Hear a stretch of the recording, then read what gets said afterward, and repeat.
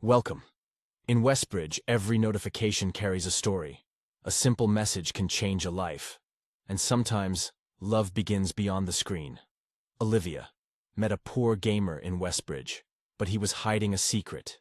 It was the kind of rain that turned streets into watercolor, blurry reflections of neon, headlights smeared like brushstrokes.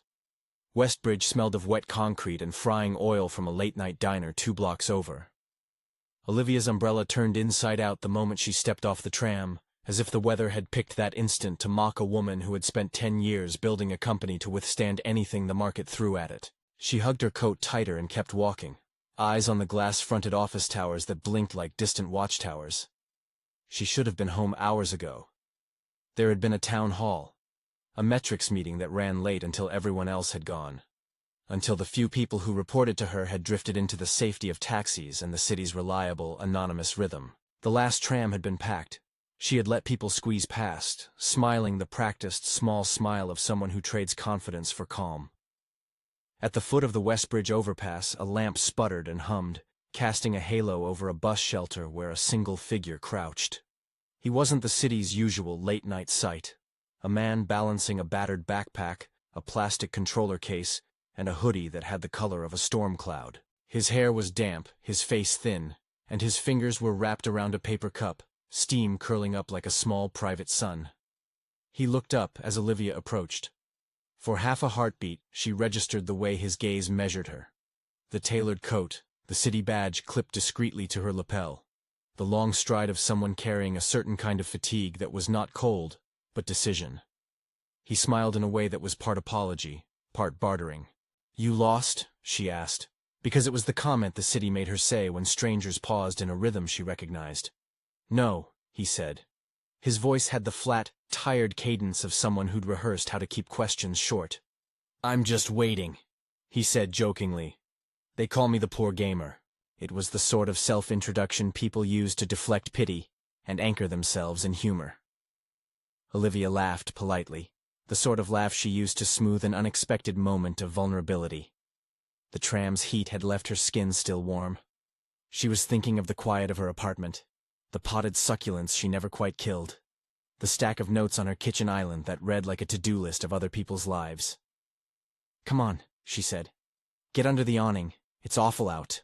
He moved, shoulders slightly hunched, and she took in the details that people who make their living organizing things notice almost before they see them. The scuffed sneakers, the precise tucking of a cable into a controller case, the way the hoodie strings had been knotted and re-knotted as if to keep something safe inside. He didn't ask for anything. He watched her as she took off her coat and wrapped it around his shoulders, the coat closing around him like a temporary truce. The coat smelled faintly of her dry cleaner and lemon hand soap. He breathed it in like air after a drought. For a moment, the rain seemed to hush around them. He hugged the coat like a gratitude that didn't want to be loud. "You're serious," he said when she handed him a paper cup of coffee from a shop she'd slipped into, the barista nodding at her with that unremarkable recognition that city workers learn from being seen many times. "Why would you—" "Because it's cold," she answered simply. There was no speech, no grand explanation. She had 47 policies in her head about corporate giving, community engagement, and social impact goals that read like project briefs. None of those policies had written themselves in this small act. It was a human thing, easily done and easily misread. He gave his name once, an offhanded thing, delivered almost as an afterthought, as if names were commodities to be traded carefully. He told her not to worry about him, that he'd been getting by. He said he streamed sometimes, under a handle that ended with 3 letters and a number, that he knew a lot about games and could fix a controller in the time it took to drink a coffee. He called himself the poor gamer again, and Olivia, a woman used to titles and pitch decks and what positions people occupied in the hierarchy, felt slightly ridiculous for being charmed. "You should keep the coat," he said, pushing the sleeve back toward her. "I shouldn't take—" "Keep it," she said before thinking. She was used to giving orders, not favors. She watched him slide the coat up over his hoodie and watched the jacket swallow the frayed fabric. For a moment she considered the logistics of sending a charitable contribution through the company foundation, of commissioning a winter drive, of drafting an op-ed on vulnerability in the tech sector. The impulse felt papered with good intentions, Instead, she tucked something into her palm when he wasn't looking. A folded square of paper that had been clenched between his fingers. No more than a napkin, creased and damp. He had pressed it into her hand as a way of saying thanks, half embarrassed, not wanting to draw attention by lingering. She put the napkin into the inner pocket of her blazer and told him quietly to stay warm. She walked away first, because she always walked away first. There is a kind of professionalism that teaches you to leave when the other person needs space. Her umbrella flipped again, and she laughed at the city's small insistence on chaos. Later, in the car that had taken her from the tram stop to her downtown flat, she fumbled the napkin out of her blazer in habit. The napkin fell open on her lap like someone else's secret. There, in a cramped, careful script, was a username. On the back, as if to apologize for the informality, someone had stuck a plastic badge, an old developer conference lanyard, one of those laminated cards companies handed out with logos and titles. The logo was faded, but there it was, an indie studio name she recognized, the kind that had made a layered, beloved game a handful of years earlier, Night Orchard Studios. The name on the badge underneath the studio, his name, was followed by the role Lead Systems Designer. Olivia held the card up in the dim city light. Night Orchard's flagship title had been the kind of game that older gamers described with affection, the sort of title whose design was taught in university seminars for its elegant systems and humane mechanics. It had been an unorthodox success. It had won awards and had a small but dedicated fanbase. The idea that someone who carried a battered controller case under a flickering lamp might have been a key part of that felt like a mismatch sewn together with too many unknowns. She put the card back in her pocket and thought of her boardroom. Quarterly reports printed like gospel, the careful optics of corporate philanthropy, the programs and partnerships her company had launched that praised impact and measured it in charts. The card made those metrics look inadequate and brittle, evidence of a life that had once been counted for value in a way that had since been reduced to a nickname under a lamppost. She kept the badge, not because she wanted to prove anything, but because it was a quiet, tangible contradiction. A high watermark of skill tucked into a jacket that had seen better days. She slept poorly for the rest of the night, turning the badge over in her hands like a puzzle piece. In the morning, she called her assistant, Rachel, whose competence in untangling human problems from corporate ones was one of the reasons she'd kept her around. Rachel answered on the second ring, calm, efficient. Olivia told her, without preamble, that she needed a delicate favor. "Find a man in Westbridge," she said. Rachel hesitated only the fraction that one would when deciding whether to ask for clarification.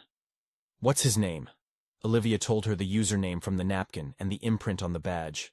She instructed Rachel not to use public, invasive means, not to turn this into a privacy violation or a headline. She wanted discreet inquiries, community centers, the Westbridge arcade, volunteers who worked late at night. She wanted to speak to people, not scrape data. "Understood," Rachel said. "Do you want me to run it through the foundation channels?" "No. Not yet." Olivia realized then that she was already making distinctions in her head between programs and people. The foundation could offer boxes and banners, but it wasn't built for the messy, personal slow-thaw of trust. "Okay," Rachel said. "I'll start quietly. Westbridge community organizations, the hub, the arcade, city shelters. I'll ask around. No PR, no press. I know how to be invisible when I need to." Olivia felt herself loosen. She had given the coat to a man calling himself the Poor Gamer, and in return had received a badge that made that name a complex riddle. The company could help, in structural ways, but it could also make a spectacle out of someone who needed to rebuild, not to be paraded as the centerpiece of a campaign. She found herself setting rules in her own head, lines she would not cross. No staged reveal, no token photo ops, no puff pieces about redemption. If help was offered, it would be offered quietly, with the gamer's consent and dignity intact. Rachel left to make calls. Olivia walked to the office that morning with the tiny badge folded into a drawer of her desk, where everyday tokens such as pens, a pressed coffee receipt, and the soft-edged card waited among the functioning detritus of leadership. She told herself that she would start small. A warm meal, a roster of local services, someone who could fix devices. But the presence of that badge kept unspooling possibilities in her head that weren't about charities, but about place.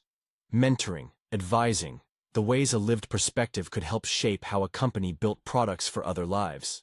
By late afternoon, Rachel came back with a name, a place people mentioned without drama, Westbridge Arcade and Community Hub, colloquially called the Hub. Rachel spoke of it like someone describing a living organism. Volunteer-run nights, a snack bar that charged what people could pay, a cluster of thrifted consoles, and a small back room where teens learned coding from volunteer devs. It was a place that smelled of dust and solder and the kind of coffee that was too sweet to be indulgent and too bitter to be a luxury. "They know him," Rachel said. "But he keeps odd hours. He streams in the evenings, sometimes helps the teens with mods. People call him Theo. Some of the older volunteers remember him as an engineer. He taught a couple of workshops." "Do they know his story?" Olivia asked. "They know scraps," Rachel said. "A family thing. A hospital stay." "Does that mean—" "It means we be careful," Olivia said. She had to decide, quickly, and with a calm she would later admire, how far to go. This was not a corporate outreach project. This was a human life. So she went in person. Westbridge is the kind of neighborhood that remembers who you are if you've once mattered in some way, and remembers you even more if you now move between two worlds. Olivia stepped inside the hub with a slightly ridiculous awareness of her shoes. Polished, expensive, just enough to prove she came from somewhere else. In the doorway, a teenage volunteer with a headset glanced up and nodded like someone who had already judged, and then revised an opinion on the quality of strangers. The hub smelled of warm plastic and fried dough. The lighting was forgiving. The walls were plastered with handmade signs and a faded print of an old indie games poster, its corner thumbtacked like a relic. A cluster of young players crowded around a couch, controllers clutched like talismans.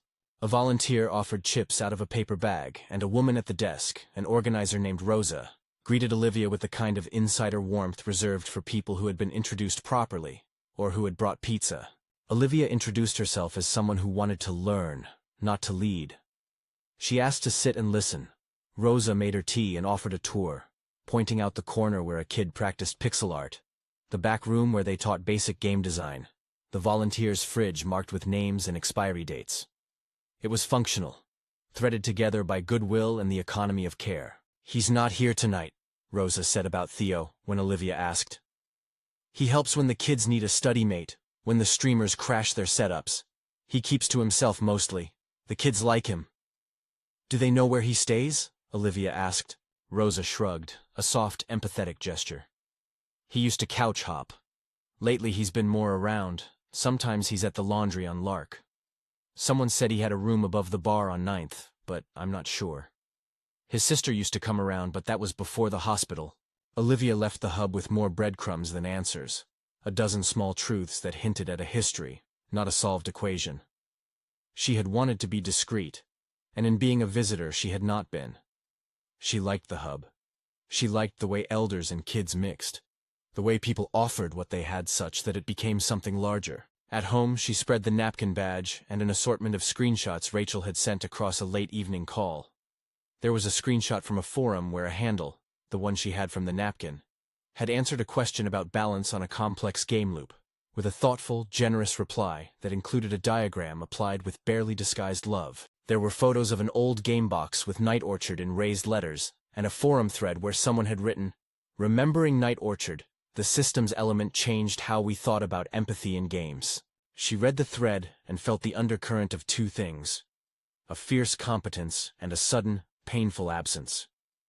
Overnight success is a shorthand people use to tell a tidy parable about luck, but the badge suggested a story with teeth.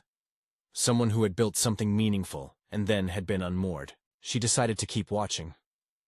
She put the badge in her desk drawer but left it unturned, as one leaves a book open to return to a paragraph that keeps repeating itself in one's mind. She began to move in small circles that blurred corporate resources with human humility. She asked Rachel to contact a local housing counselor, discreet, confidential, asking only if there were open shelters with privacy policies and mentors who worked without paperwork. She instructed foundation staff to prepare a list of non-public support networks, housing co-ops, job train programs that help tech-skilled people find stable freelance work. No press releases, no photos, just options. She had to negotiate with herself, too. The honor code in her company was to avoid personal interventions.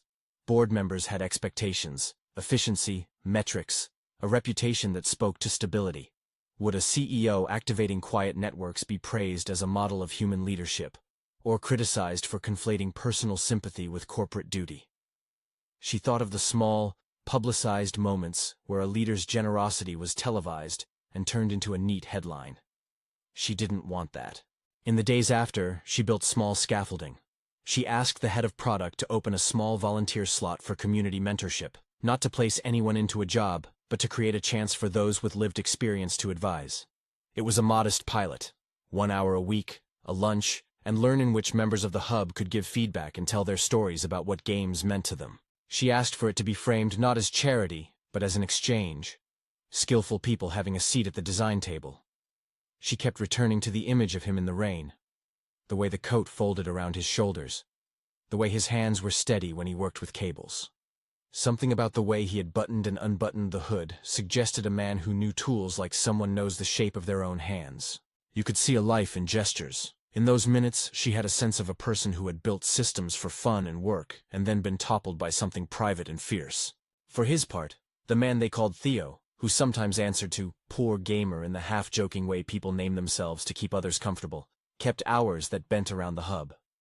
He drifted in to help fix a console, to advise kids on level design, to show a teenager how to script an event so collisions felt satisfying and not punitive. People noticed. But he was careful with histories.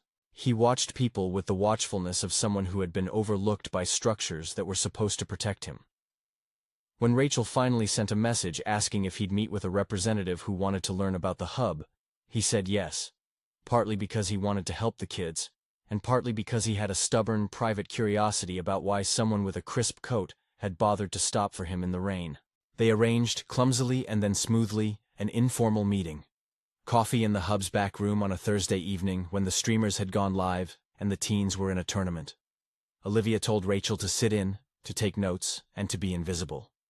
But she went herself, because there is a limit to how many people can act through proxies before they start to lose the small, messy humanness that made them care in the first place. The night she returned felt like the first night, only richer, threaded with people's names and small routines. Theo arrived with a laptop bag that had a dozen duct-taped corners and a controller with a missing rubber nib on the right thumbstick. He kept his coat on as if it were an armor. He smiled at the kids like someone who had learned how to be generous at arm's length. Olivia introduced herself without the weight she sometimes felt in a room that turned quickly into a pitch. She sat down on a folding chair and listened. He talked about his favorite game mechanics in the way a craftsman talks about grain in wood. Appreciative, specific. He talked about designing systems that made players feel agency rather than punishing them for curiosity. He spoke of the ethics in design, the ways small nudges could either make a player feel seen or make them feel cheapened. At one point he pulled out a small, beat-up notebook and thumbed a page where he'd sketched an interaction he liked. A choice tree that didn't end the story, but broadened where the story could go. Olivia recognized the language, the scaffolding. She felt the quiet thrill of finding someone who spoke the same tongue that structured her business decisions, but for something softer than profit. There was a rawness to him, a careful self-editing that made the truth more honest. When she asked casually about the Night Orchard badge, after all, she couldn't help it. His expression tightened, a little laugh falling out that tasted like an apology. "That was a long time ago," he said. "We were young. I did good work. Then life happened." "Life," Olivia repeated, and then stopped herself before she could make it a sermon. "What happened?" He unfolded a story with the edges sealed in discretion. A loved one became ill. Bills piled up. His role was cut in restructuring while the studio pivoted to a bigger corporate partnership that didn't include his team.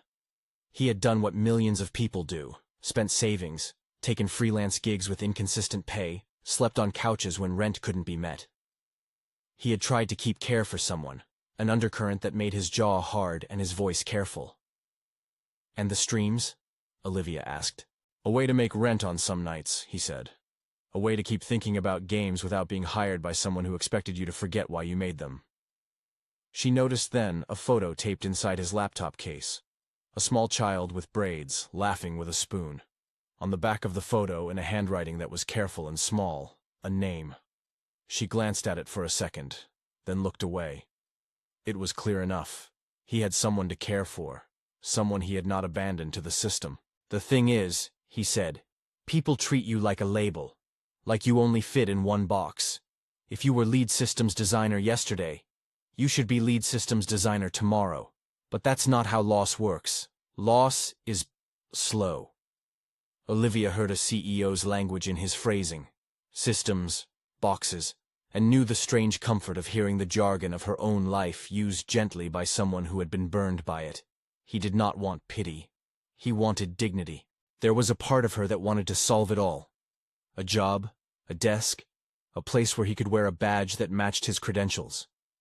But a different part of her, one trained by the small, intractable humility of leadership, knew that dignity could not be purchased wholesale.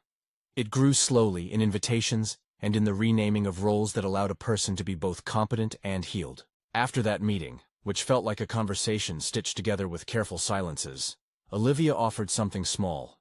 Not money, not a headline.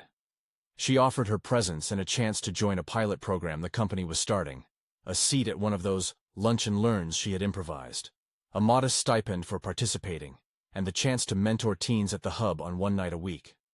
It was not a job with benefits. It was not an employment contract. It was, she told him honestly, an experiment that might help shape how her company thought about design for people in communities like Westbridge. He hesitated for a long beat. "Why would you do that?" he asked bluntly. "Because the world is quieter when people like you aren't in it," she said.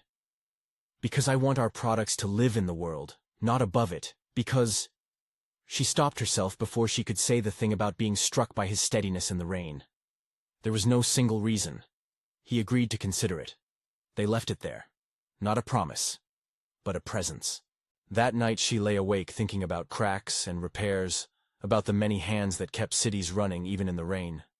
She thought about how easily the board could misread actions as PR wins, and how she had to be vigilant against turning a human story into a case study. She told Rachel to keep the pilot small, confidential, and centered on the people at the hub, not on the company. For a week, things moved in a rhythm that was both anxious and ordinary. Olivia found herself checking the hub's schedule like someone checking a tide. Theo, who had offered his hand as the poor gamer and whose badge named him the lead designer, showed up for the first session with a backpack full of cables and a quiet determination. He helped a teen named Jalen debug a script that had refused to trigger a cutscene. He taught another girl how to mod the color palette of a sprite without breaking the memory budget. The interns from her company sat quietly in a corner, watching, learning how little gestures could change how product teams listened. Slow wins slid into view. Jalen's shy smile when his cutscene played right. A volunteer who told Rosa later that he'd seen Theo explain a concept better than any tutorial. A designer from Olivia's team who came to the hub, stayed for 2 hours, and then returned to the office with a new stubborn question about how to design choices that didn't punish the player for being curious. And then the moment that made everyone stop and check the seams, a kid at the hub, maybe 10 or 11, had brought a homemade controller he called a retro-modded snack. The thumbstick had been replaced with a small tactile switch scavenged from an old phone. The kid wanted Theo to help solder a better contact. Under the work light, Theo's hands were all deftness. He snipped, soldered, tested. He explained to the kid why he'd chosen a particular gauge of wire. The kid listened, rapt. A woman from the product team watched, and her face, unconsciously, softened. It was then that the little trickle of goodwill that Olivia had hoped to start felt less like a trickle and more like a stream. Small, persistent, and changing the ground where it landed. And yet, beneath the small victories, invisible and steady, was a tension that Olivia couldn't smooth away. The question of what the badge truly meant. Night Orchard's name had weight. It had opened doors for the people who had been credited on the game. For some, those credits were the currency that bought gigs and rent and chances. For others, those credits were a pass that was harder to claim as the years pressed on. Rachel reported back quietly that a forum user with Theo's handle had helped stabilize a codebase for a popular mod, that his username trailed mentions in old threads where his design notes had been praised for their humane balance. Yet there were gaps too. A hospital stay, unpaid bills, a sibling's schooling missed when a job didn't offer time to care. There were simple things that had a gravity, stacks of invoices, a landlord's patience that had worn thin. Olivia found herself thinking often of the badge she had kept in a drawer. It seemed almost obscene, the way a name and title could sit in a pocket and mean so little and so much. She wanted, even as she tried to keep everything small and dignified, to understand the whole story. To know what had pulled a person from a studio room into a bus shelter. To know if what had happened was something her company could help prevent in the future. Structural supports for contractors, emergency funds, mental health care that didn't require exhausting a person before it appeared. At the same time, she resisted the urge to fix everything at once. She had built a career on shaping systems slowly, testing, iterating. She had to do the same now. Offer a hand, a place to be seen, then step back and let the person decide how to use it. The line between help and hubris is thin and often crossed by the best intentions. And then, one rainy Thursday as the hub hummed, Olivia received a call from Rachel with a single sentence that made the city tighten around them. "We found an address," Rachel said. "He has a room on 9th above a bar. The landlord's given a forwarding address to a relative. There's a child with his name on a school list, Maya. He talks about a sister in hospital records, but privacy laws mean we need consent to access anything more." "Do not contact the family," Olivia said immediately. "No calls, no surprises. We keep it to us. No PR, no sudden moves." "Understood," Rachel replied. "But there's more. There was an old dev credit, an archived thread, where his real name appears in the credits of Night Orchard, Theo Larkin. Some of the old team still posts. They don't know where he is." The discovery of the name felt like finding a seam on a garment you thought you understood. It was a small, brittle piece that suggested a life with dimensions she hadn't expected. Olivia felt a surge of something close to protectiveness that she couldn't quite name. "Find the landlord," she said. "Find the landlord and call me, quietly." She hung up and looked at the badge on her desk, then at the photo of the child in his laptop case. She thought of the first night, of giving up her coat as an unremarkable act that had turned into a knot of choices. She thought of the pilot program and the small, real shifts she was already seeing. Product designers who had come back from the hub with a different way of asking questions, interns who treated the kids like colleagues rather than ends of a demographic curve. There was a particular kind of responsibility that came with knowing more than the public did. It was a responsibility to move with caution. It was a responsibility to be present without performing. It was a responsibility to preserve someone's agency. On a wet evening, Rachel called back. "Landlord says he'll let us speak," she said. "But he asks us to come to the building in person. He worries about privacy. He says Theo sometimes disappears for days, but he helps the landlord with small jobs when he can. He keeps to himself, but he pays what he can." Olivia stood in the rain outside the building on 9th, a narrow, tired brick face with a neon sign for the bar below that buzzed like an old transistor. There were small people in low windows, cups of tea cooling on sills. The light above the door flickered and hummed, offering a warm ledge in an otherwise gray world. She could have called a car, sent Rachel, let the company's legal team do the legwork. Instead, she climbed the stairs herself. The hallway smelled of lemon cleaner and cold pipe. On the 3rd floor, a door was cracked open and the faint glow of a television spilled onto the stairwell. She paused with her hand on the doorknob, listening to the muffled sound of a child's laughter, and something else, an argument on muted television, the kind of ordinary household noise that means lives are complicated but continuing. She tapped once, quietly, and waited. From inside, steps approached. Then a key turned. Olivia stood in the doorway with her own breath clouding in the air, the badge in her coat pocket like a talisman she hadn't known she needed. She realized, with the peculiar sharpness of moments that demand honesty, that she had no plan that could fix everything. She had a jacket, a seat to offer, a pilot program, and a list of discreet services. She had, hopefully, enough discretion to let someone make choices. She had the one thing that mattered most in those small, intimate dealings. She had been seen. The door opened wider, and a face she had come to know, a little more unvarnished in a domestic light, peered out. He looked surprised, guarded, then measured. "Olivia," he said, as if confirming a rumor. "Hi," she said. "Can I—" He squinted at her, at the coat, the badge, the way her umbrella dripped on the welcome mat. Inside, behind him, A small desk lamp threw shadows across a child's drawing pinned to a corkboard. The drawing was of a treehouse, with a tiny figure waving from a window. Beneath it, a sticky note read, in careful handwriting, Maya's idea. There was a knock on the frame of things then. A pause that stretched like an elastic. He hesitated and then stepped back a little, as if to invite her in without making a promise. The moment was fragile. Not a reveal, not yet, but an opening. Olivia felt the familiar rush, responsibility, hope, fear, collide in a single point. She crossed the threshold. The rain outside softened into a steady narrative the city had known long before either of them had arrived in it. Inside, two lives stood on either side of a table, not yet whole, but moving toward the slow, messy work of being human with one another. He let her in. The apartment was a tidy economy of things. A narrow couch with a blanket folded over the arm, a stack of dog-eared design books on the coffee table, a lamp that threw a warm circle onto a corkboard crowded with sketches and sticky notes. Near the window, a small desk held an open laptop, a soldering iron on its stand, and an army of spare buttons and wires in a shallow shoebox. The room smelled faintly of lemon cleaner and the rich metallic tang of solder. Pinned to the corkboard was the drawing Olivia had glimpsed. A treehouse with a tiny figure waving from the window, rendered in thick crayon strokes and labeled in a child's careful scrawl.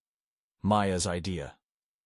Beneath it, a train of post-its annotated with level ideas, balance tweaks, and a doodle of a character that looked, improbably, like a creature from Night Orchard's aesthetic. He closed the door with one hand and moved around a scatter of charging cables to offer her a chair.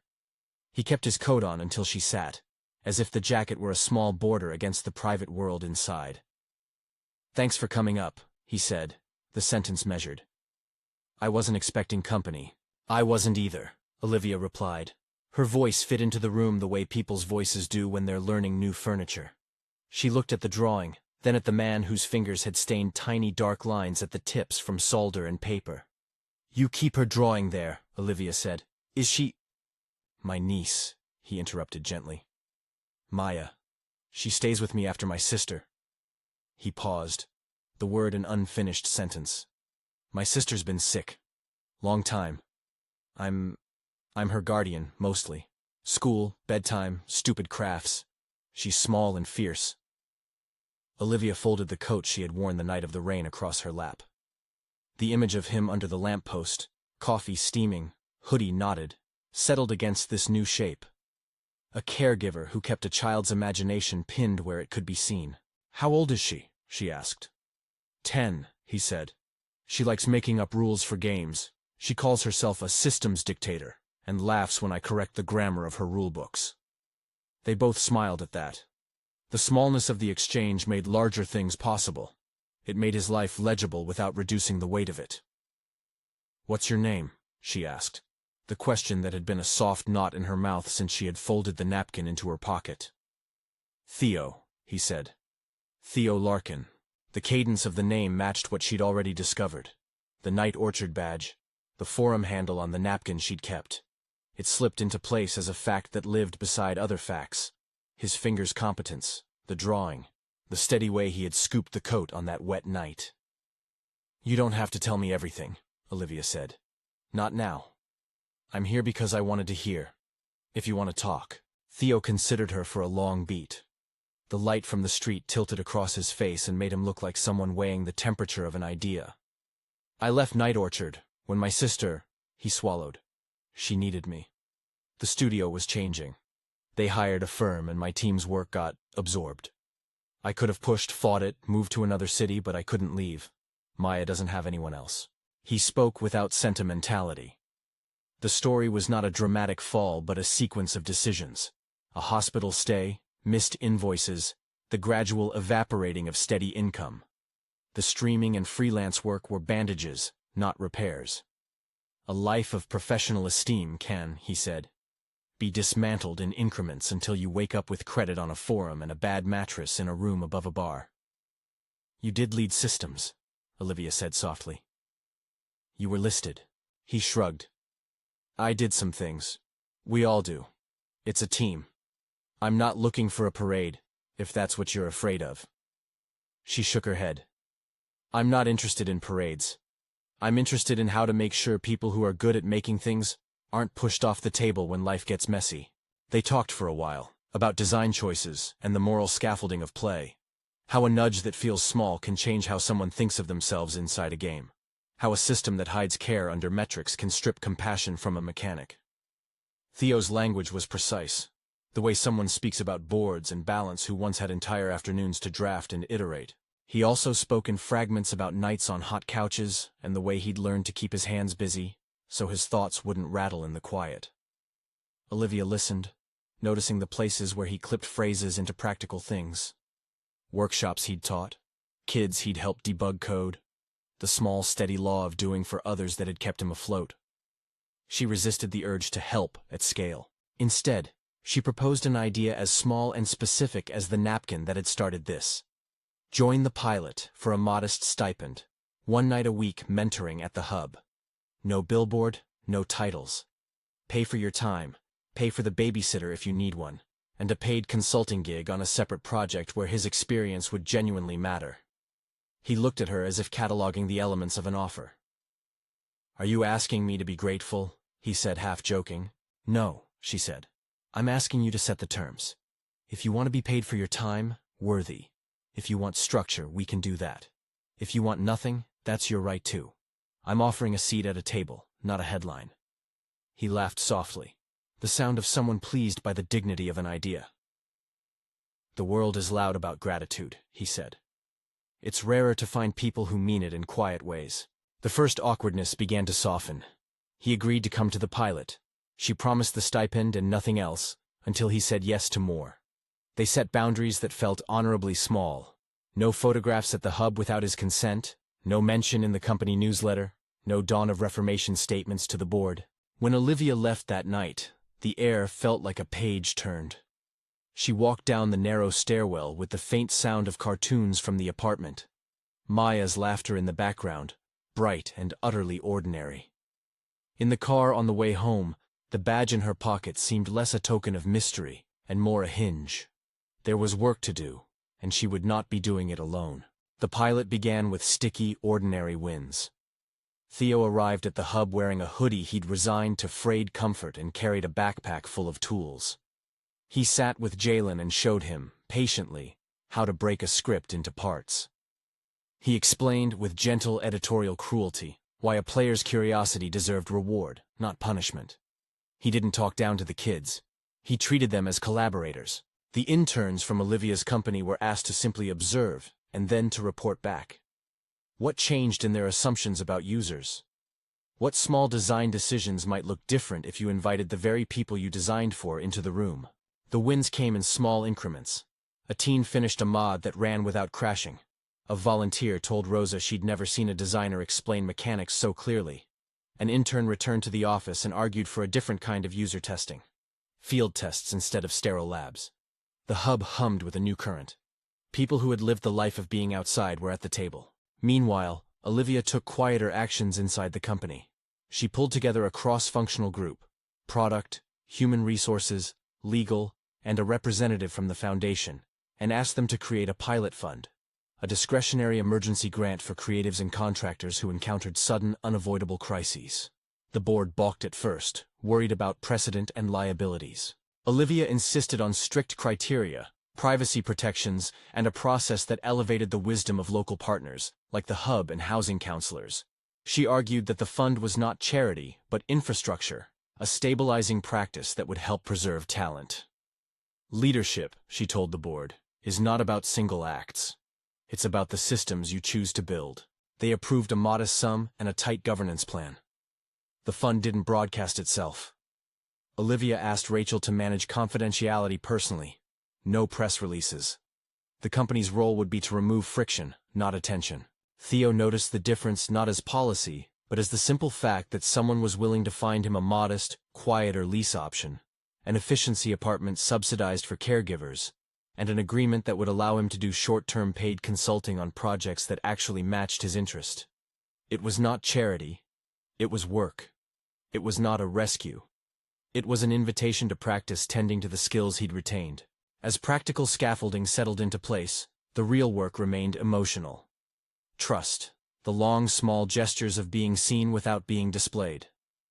Theo let one volunteer fix his laptop's battery. He let Olivia meet Maya by chance at the hub when the child came in after school, cheeks flushed from running. The encounter was ordinary. Maya announced herself like someone entering the world with a story in both pockets. She liked Olivia's shoes, wanted to show her a drawing, and told Olivia without announcement that her uncle was a systems dictator. Olivia laughed and accepted the title with the lightness it deserved. She brought a mug of tea for Maya and sat down at a small plastic table to hear about the treehouse's new level mechanics. When she left that evening, the neon of the hub felt a little less sharp and a lot more gentle. People's lives were threads that could, with care, be rewoven. In the background, the old threads of Night Orchard continued to exist in the dark web of forums and gratitude posts. Rachel, with company diplomacy, contacted a former colleague from the studio, Lila Park, who had worked in community relations. She did so with Theo's tentative permission. Lila, older now and living across the river, answered with the quick tenderness of someone who remembers old teams like family. "I remember Theo's diagrams," she said on the phone. "He used to sketch flowcharts that looked like poems. People still talk about how he thought about empathy and systems." Lila suggested a modest way to reconnect, a small recorded message, a private thank you they would only play if Theo wanted. She wanted, she said, to acknowledge contributions that had fallen into the background of a restructured studio. "Names get lost," she told Rachel, "and sometimes people need, if they consent, a quiet recognition." Theo listened to the proposition suspiciously at first. Recognition felt dangerous. It could open old wounds, demand explanations he didn't want to give, invite pity dressed as praise. But then he thought of the kids at the hub who now used his techniques and the intern who had returned to the office insisting on different user tests. He thought of the drawing taped above his desk, with a few small boundaries, no cameras, no press, an offer to play the message privately at the hub during a small gathering. He consented. The event took shape as a low-key community day. Kindness Day at the hub, organized by the volunteers with logistical support from the company, an afternoon of pizza, workshops, and a short showcase where teens could present mods and level ideas. Olivia insisted on smallness. No corporate banners, no staged check-ins, only an unobtrusive table where people could write notes of gratitude for volunteers. The public line read, "Come for the games, stay for each other." The afternoon had the soft, chaotic rhythm of community gatherings. Kids argued about controller mappings, someone under a fluorescent light soldered a little patch, volunteers swapped stories. Theo worked the back room, helping a girl stitch together a ragged sprite sheet so that an NPC could wave correctly. He smiled in the way that belongs to someone doing work that finally fits. Lila arrived quietly with two former Night Orchard colleagues, an older developer named Marcus and an artist called June. They drifted through the room like people at a reunion. June clapped when she saw the sprite sheets and leaned close to Theo. "You remember that treehouse mechanic?" she said, smiling at him. Theo stiffened, then relaxed into a smile that was both surprised and private. He had not expected to see them. The recorded message came later, played on the hub's small sound system in a voice warm and slightly reconnaissanced by time. It was personal. Lila spoke first, recalling late nights in a cramped studio where Theo had sketched empathy into systems because he believed players deserved to matter. Marcus spoke next, thanking him for teaching a generation of designers to think of balance as a kind of kindness. There was no grand pronouncement. There was gratitude. And then, after a pause, Marcus added quietly, "We wanted to say we're sorry if we ever let you slip away." No one erupted. No cameras flashed.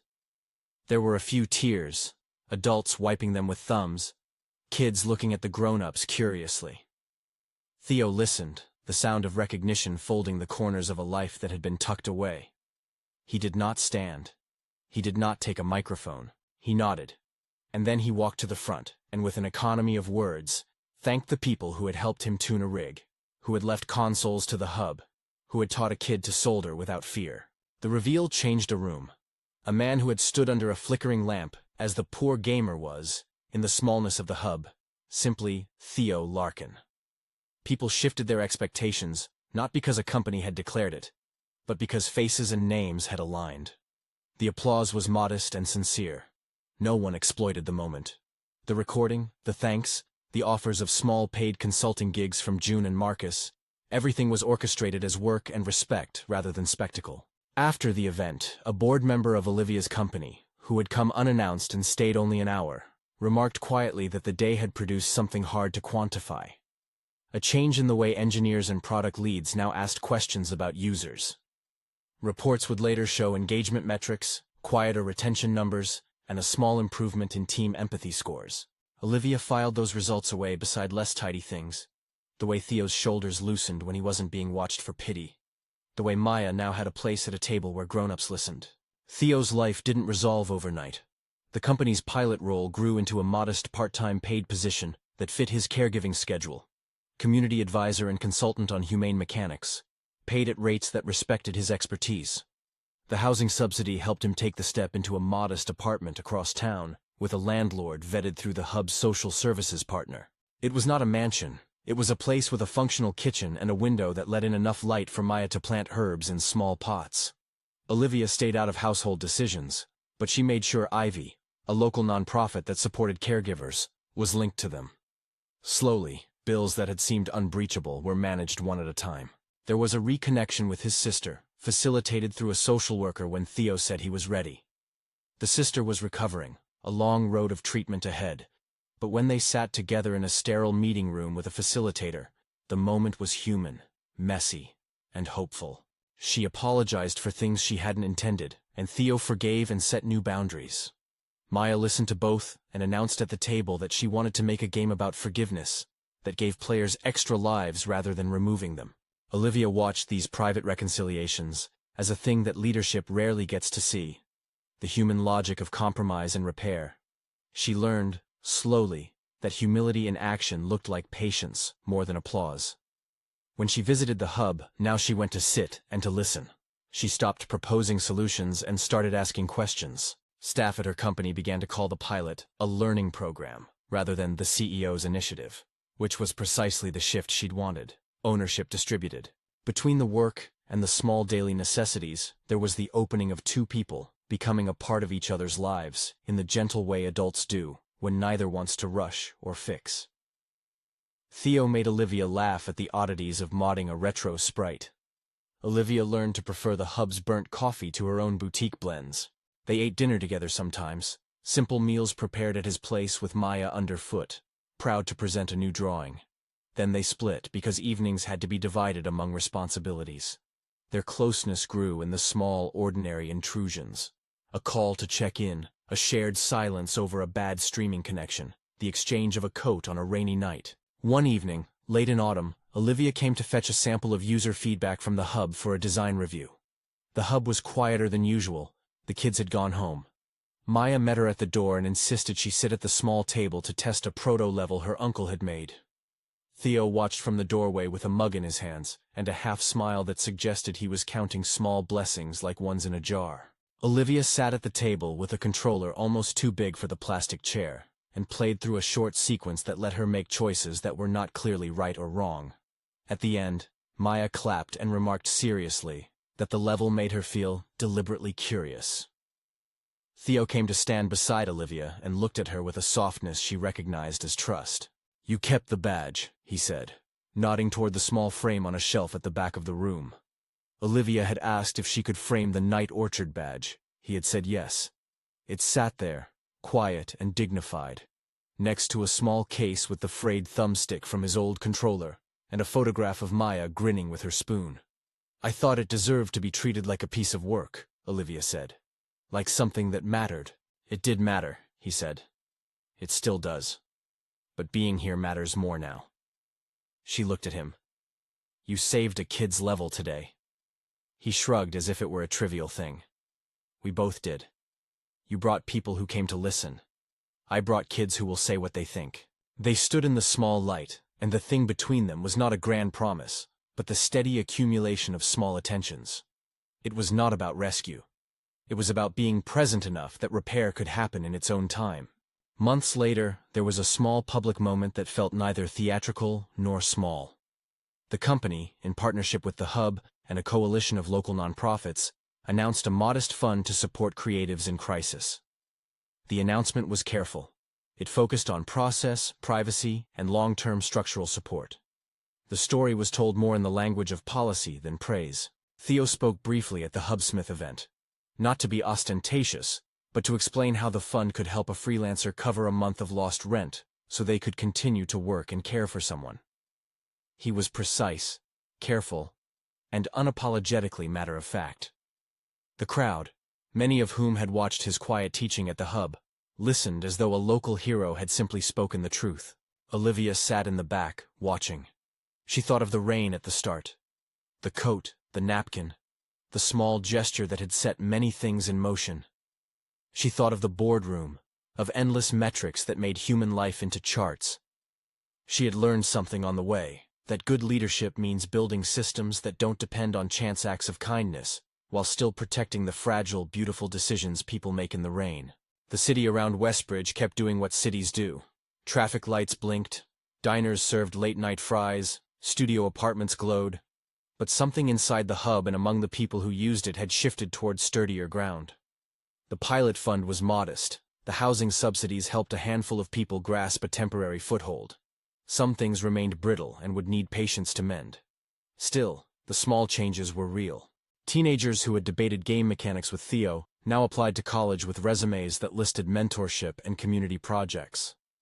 Designers returned from the Hub asking questions that made their products better for long stretches of users who mattered in ways industry studies had ignored. And Olivia, who had built a company on markets and models, found herself reshaped not by a spectacle, but by a series of small, earnest human truths. That dignity must be preserved, consent must be won, and that the impulse to help is best met with scaffolding rather than headlines. One rainy night, months after their first meeting, Olivia and Theo walked home from the Hub together. Maya skipped ahead, and then ran back, holding a new drawing, all important, about a level where the player finds a safe place to rest. Rain peppered their coats, but it felt like a ritual now. Shared, ordinary, companionship without urgency. They passed under the flicker of the same lamp by the overpass where she had first wrapped the coat around his shoulders. The light was less lonely now. There were people waiting at the bus shelter with blankets, and someone handing out hot chocolate from a thermos. The city had learned to notice. At his apartment door, they paused. It mattered less to say the right thing than to stand there and be recognized by someone who knew your edges. Theo bent and placed a small, beat-up controller, which he kept as a relic, into Olivia's hands. "You kept the badge," he said, the sentence a full stop on a long conversation. "You kept it in the right place." She put the controller in a case and slid it into her bag like one more ordinary thing she would tend to. "You kept the drawing," she said. "You kept her." They looked at each other, a quiet understanding passing between them. What had started as a small exchange had grown into a life with more room. Whatever might come next, work, family, slow healing, would happen with both of them, learning how to share space without taking over. Inside his apartment, Maya climbed onto a chair and declared a new rule for the treehouse level. If you help someone, you get an extra rope. It was a children's logic and a wise one. Theo and Olivia sat and listened, and the hubbub of the evening, the neighbors' laugh through the wall, the rain's soft percussion, folded around them like a slow, generous proof that lives could be mended without being made into spectacle. At the Hub, there was a small shelf now where a framed hoodie and the Night Orchard badge sat together. Neither pedestal nor museum, simply keepsakes. Evidence of storms weathered and of hands capable of fixing things, from controllers to companies. People would come and go and sometimes pluck at the sleeve, remembering a night when a woman in a coat and a man with a bad thumbstick had crossed paths and, in a few small human moves, changed how they looked at each other. If this story has stayed with you in a small way, if it nudged something loose, or made you notice kindness where you might not have before, consider subscribing for more stories like these, and maybe think of one small, practical thing you can do in your own neighborhood this week. Because things don't have to be enormous to matter. A coat, a cup of coffee, a seat at a low table. These are the tools of repair. They don't save lives in headlines. They save them in the slow work of belonging. Share this with someone who needs a reminder. Look up, offer a hand, and make room.